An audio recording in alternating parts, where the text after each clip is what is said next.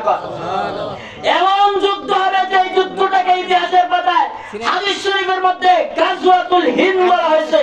গাজওয়াতুল হিন্দের মধ্যে মুসলমানরা মুশরিকদের সাথে যুদ্ধ করবে, ভয়াবহ যুদ্ধ হবে।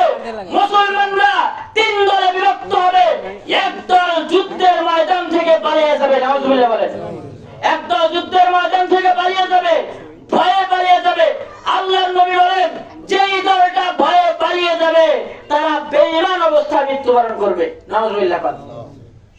যারা পালিয়ে যাবে তারা বেঈমান অবস্থায় মৃত্যুবরণ করবে। আল্লাহর নবী বলেন আর দুইটা দল থাকবে। একটা দল যুদ্ধ করবে, যুদ্ধ করতে করতে করতে করতে তারা শাহাদাত বরণ করবে। কেমন কত লোক শহীদ হবে? আল্লাহর নবী বলেন কত লোক শহীদ হবে তোমাদেরকে একটা ধারণা দিচ্ছি। সেই সময় যুদ্ধের ময়দানে মুসলমানদের রক্তে পায়ের গোড়া, হাঁটু গোড়া পর্যন্ত রক্ত হয়ে যাবে। পায়ের গোড়া পর্যন্ত, গোড়ালি পর্যন্ত রক্তে রঞ্জিত ভেসে যাবে। এই পরিমাণ মানুষ শহীদ হবে সেদিন।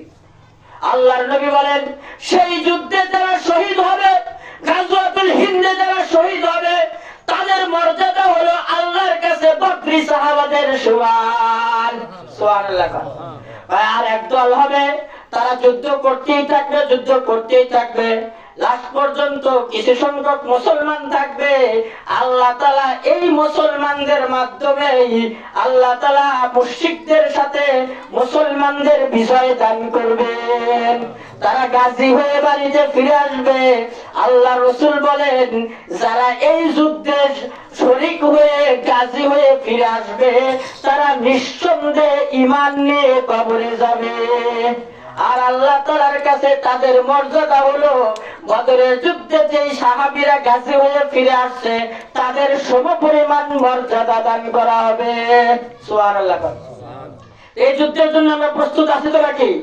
আপনারা দেখতেছেন খবরের মধ্যে বিভিন্ন জায়গা আফগানিস্তান জয় হয়েছে, আলহামদুলিল্লাহ বলেন। এরপরে শাম জয় হয়েছে, আলহামদুলিল্লাহ বলেন। যত ধরনের জায়গায় জায়গায় জুলুম, অত্যাচার, নির্যাতন চলতেছিল আল্লাহ তাআলা আস্তে আস্তে আস্তে আস্তে সবগুলো বিজয় দান করতেছেন। এইভাবে একসময় গাজওয়াতুল হিন্দ হবে।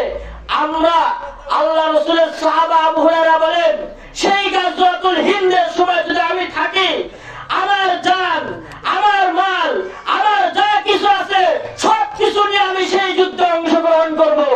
মুহতারাম হাজিরিন, আপনাদেরকে বলে যাচ্ছি আর এলাকার আশেপাশের মা বোনদেরকে বলে যাচ্ছি, ও মায়েরা ভালো করে শুনুন, ভালো করে শুনুন।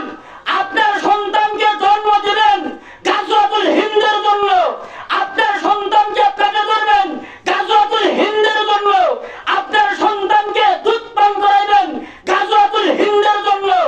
আপনার প্রত্যেকটা কাজের টার্গেট থাকবে গাজওয়াতুল হিন্দ। আল্লাহর কাছে দোয়া করবেন, আল্লাহ সেই যুদ্ধে যেন আমি নিজে অংশগ্রহণ করতে পারি, আমার সন্তান যেন অংশগ্রহণ করতে পারে, আমার বাবা যেন অংশগ্রহণ করতে পারে, আমার ভাই যেন অংশগ্রহণ করতে পারে। সব সময় এই দোয়া করবেন। মন দেখবো তো ইনশাআল্লাহ? দোয়া করবেন তো নাকি? দোয়া করবেন ইনশাআল্লাহ। এইভাবে সাহাবারা নিজেদের সন্তানদেরকে এভাবেই লালন পালন করছেন। ইতিহাস জানেন আপনারা, এভাবেই সাহাবারা, মহিলা সাহাবারা এভাবেই রাসূল সাল্লাল্লাহু আলাইহি ওয়াসাল্লামের সৈনিক বানানোর জন্য এভাবে তারা তাদের সন্তানকে লালন পালন করছে। আল্লাহ আমাদের সবাইকে গাজওয়াতুল হিন্দের প্রস্তুতি গ্রহণ করার তৌফিক দান করুক। সকলে বলে আমিন। ওয়া আখিরু দাওয়ানা আলহামদুলিল্লাহি রাব্বিল আলামিন।